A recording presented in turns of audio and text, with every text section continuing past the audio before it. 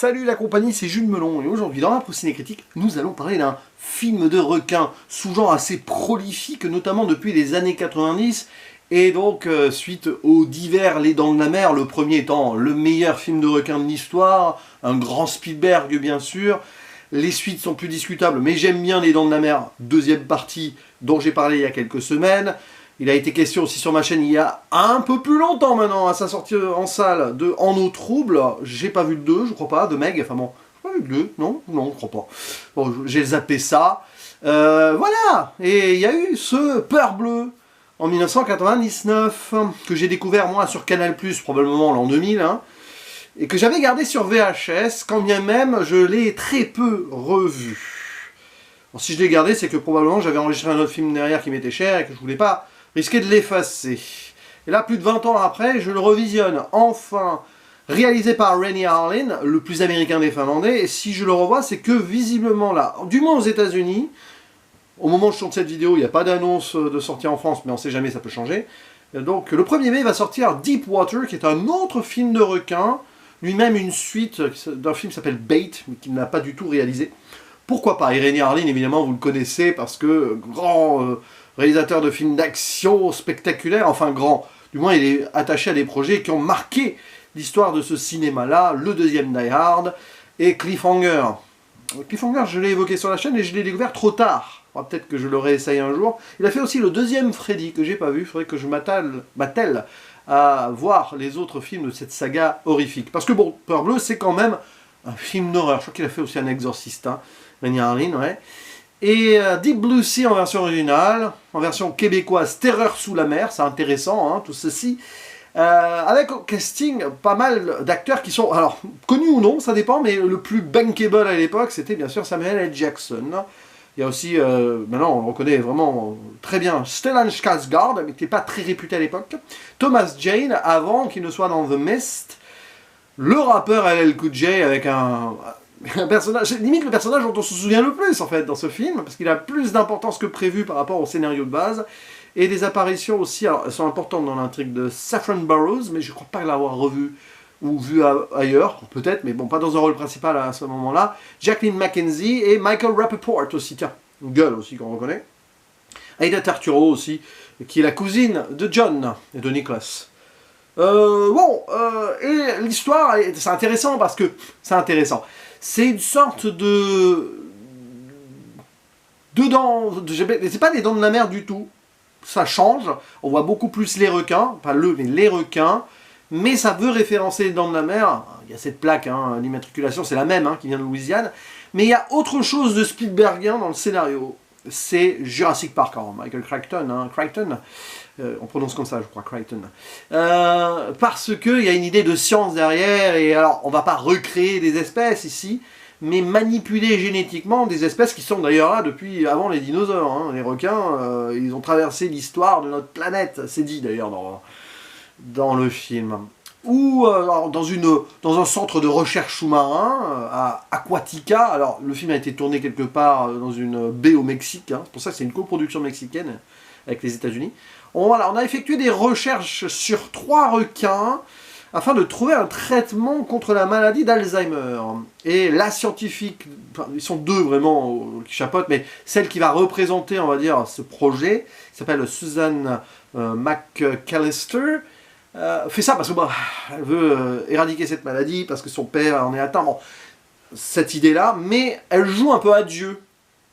Forcément, vous connaissez ça, c'est un peu le God Complex, enfin, c'est la science au-delà donc de la création, et il y a une idée aussi thématiquement autour de la religion dans le film. Hein. Bon.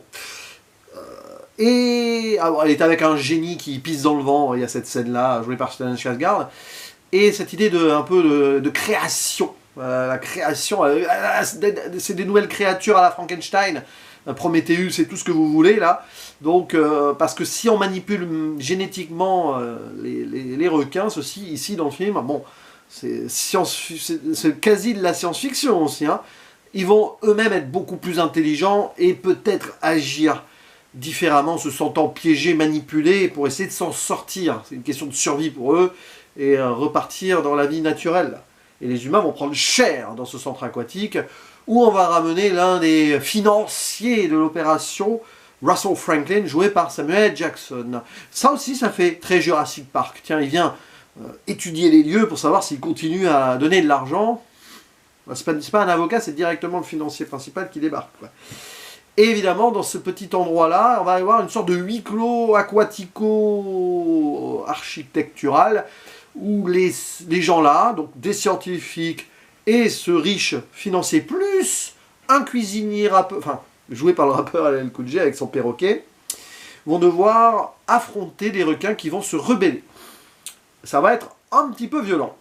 Rajoutez à cela une grande tempête tropicale qui débarque là, peut-être signifiant la colère de Dieu face à cette manipulation scientifique. Peut-être. Ça en fait trop, ça en fait beaucoup. Mais c'est un film over the top, spectaculaire, il y a des explosions, boum badaboum, hélicoptère dans une tour, et après, c'est aussi les fameux les requins électriques. Bon, bref, des requins qui vont prendre cher, un peu à l'image donc des requins des 3 premiers dents de la mer. Il y a vraiment des clins d'œil. Et à la rigueur, le film n'arrive pas trop à s'émanciper de cela. C'est presque dommage parce qu'il est très différent. Là, on les voit vraiment frontalement, les requins, à la fois en CGI dégueulasse par moment, bon, encore 1999, et bon, problème de budget sûrement, mais animatronique, oui, des maquettes grandeur nature qui fonctionnent bien. Évidemment, là, le requin, il marche. Pas comme dans les dents de la mer, mais du coup, comme il marche bien, on le voit trop. Bon, l'idée, c'était de toute façon de remettre au goût du jour le film de requin, entre guillemets, avec autre chose que la subtilité du film de Spielberg. C'était volontairement un blockbuster, quoi, dans l'idée. Enfin, un blockbuster. C'est pas un film qui est produit par des gros studios hollywoodiens, ça. Hein. C'est Village Roadshow Pictures. Mais quand même, il y avait un peu de budget, 60 millions de dollars. Et il fallait que ça marque. Et c'est le problème du film. C'est-à-dire que il est vraiment ancré, même tardivement, dans ces années 90-là. C'est intéressant parce que, quelque part, Peur Bleue signifie une forme de transition dans l'actionneur spectaculaire over the top entre des années 90 qui arrivaient encore à gérer avec un côté organique et en réfléchissant mieux ses personnages, et ces années 2000 qui souvent vont accoucher de pas mal de nanars ou de navets. Et le problème de Peur Bleue, c'est qu'il se prend limite trop au sérieux par rapport finalement au over the top qui est là. Et c'est voilà, le genre de film qui sait pas trop où se situer. Le revisionnage n'a pas été ultra pénible non plus, mais à un moment, bah oui, il se passe des trucs, c'est spectaculaire et tout, mais moi ça commence à me passer au-dessus de la tête. Peut-être c'est comme ça, c'est l'âge, c'est l'expérience visionnage de divers films variés et tout. Et pourtant, on te met en place une profondeur potentiellement de personnage, mais alors c'est très lisse en fait. Et c'est surtout, on a la promesse, mais on n'a jamais en profondeur. Pourtant, le film est dans les profondeurs là, de ce centre aquatique, et va tenter verticalement de remonter à la surface. Il y a une idée architecturale de narration visuelle et d'écriture qui est passionnante. Mais c'est pas très bien mis en scène. C'est-à-dire que dans la thématique, dans la métaphore, allégorie et tout, oui. On met en place ça visuellement, non, puisque en fait le film est boursouflé d'effets. Et dans le montage, c'est pas tout le temps très joyeux. C'est généreux, hein, mais à force de vouloir être trop généreux, voilà, on a une overdose, une indigestion plutôt, j'ai envie de dire, de cela. Et bon, après, il va se passer ce qui va se passer sur certains personnages. Je vais faire une mini-zone spoiler. Ça peut être intéressant dans un discours, ouais, enfin, d'un discours homme qui finance homme de terrain, là oui. Et pourtant, il y a des personnalités pour certains personnages. Mais qu'est-ce qu'on en fait? Notamment le génie, là, joué par Stellan Skarsgård, bah, c'est nul dans le développement. Et même la scientifique principale, elle est je sais pas, problème de direction d'acteur ou d'actrice, mais Stephen Burrows, pas exceptionnel. Même Thomas Jane, alors il est là en mode beau gosse, on sent le héros, voilà, le gars un peu rustre, quoi. Je crois qu'il a été écrit un peu sur des exemples à la Crocodile Dundee, apparemment, hein, dans le scénario de base.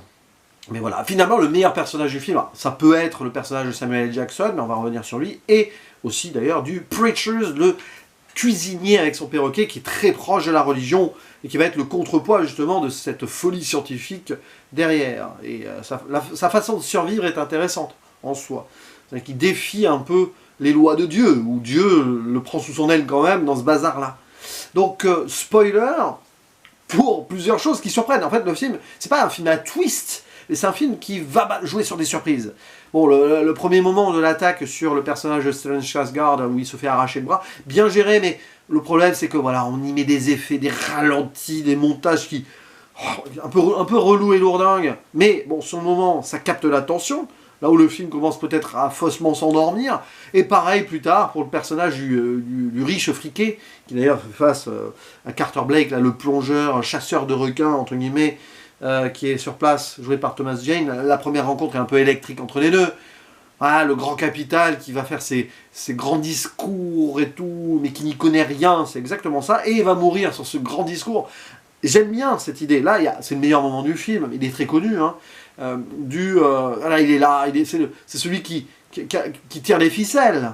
Voilà, sans lui, pas d'argent, pas de projet. Et il va faire une sorte de grand discours héroïque pour rameuter tout le monde. Lui-même a vécu quelque chose. Cette histoire de survie cannibaliste, bah, il allait le dire, hein, après un crash dans la montagne. Il est là et tout, bam, il se fait bouffer direct. Voilà. Il se fait bouffer direct, pas de grand discours héroïque, etc. On n'est pas dans le cercle des neiges, là, si vous avez vu ce film. Ça c'est intéressant et oui ça prend à rebours, mais c'est que des effets de moment, c'est-à-dire que le film c'est comme quand on veut, vous savez, je vais être violent dans ma métaphore, réanimer un cadavre, pouf, ah oui, électrochoc et tout, mais est-ce que ça va suffire ensuite à insuffler vraiment de la vie jusqu'au bout? C'est pas évident. Bon après c'est la descente aux enfers, hein, niveau mise en scène, niveau intérêt pour moi, à partir du moment où on remonte à la surface. Alors certes, il y a des requins qui crèvent, oui, d'accord. Ils vont tous y passer les trois. Il n'y en a que trois à la fin. On joue sur le fait qu'il pourrait y en avoir un quatrième. Après tout, il y a eu 4 dents de la mer. Pour les fans clin d'œil, ils se sont dit, peut-être qu'ils imagineraient. Non, non, non, il n'y en a bien que 4. Il n'y en a bien que 3, pardon. Et donc, oui... alors, la scientifique va quand même mourir en mode sacrifice à la fin. C'est de sa faute, autant qu'elle permette quand même la survie de ses comparses. Le chasseur de requins, lui, qui est proche de la nature, du terrain, il va survivre. C'est un peu un élément, un pion, donc il a le droit à une nouvelle chance, si vous voulez. Et le cuistot, hein, parce qu'il est proche de Dieu. Et il va par plusieurs fois dans le film, il doit mourir au moins 3-4 fois, mais il s'en sort. Par contre, son perroquet s'est bouffé. Donc ça, évidemment, hein, la religion, Dieu, le terrain triomphe par rapport à tout ça, et la nature reprend ses droits. Enfin non, parce qu'ils sont quand même morts, les requins. C'est ça qui est terrible dans l'ambiguïté du film. Bah, ils crèvent, les requins. Hein. Il n'y en a pas un qui va s'enfuir et qui va vivre. Hein. Non, les pauvres, ils ont subi jusqu'au bout, mais voilà, on en a fait des prédateurs, c'était pas ce qui était censé être le cas, normalement. Mais ouais, cette finalité, d'ailleurs, je crois que le scénario a été retouché, on sent qu'il y a un petit truc où il y a eu des reshoots. Parce qu'elle devait survivre, la scientifique, à la fin, mais finalement, ils l'ont fait crever, pour des raisons peut-être de dignité globale, où il fallait qu'il y en ait en tout cas, qui paye vraiment le prix, et qui ait sa rédemption sacrificielle. Ça fait très hollywoodien, tout ça. Bref, je ferme la zone spoiler. Beurre bleu, ouais, c'est moyen. Voilà, je vais le dire. Et pourtant, je le sais, pour beaucoup de gens, c'est considéré comme le 2e meilleur film de requin. Mais vous voyez, le 2e Les Dents de la Mer, je le préfère largement.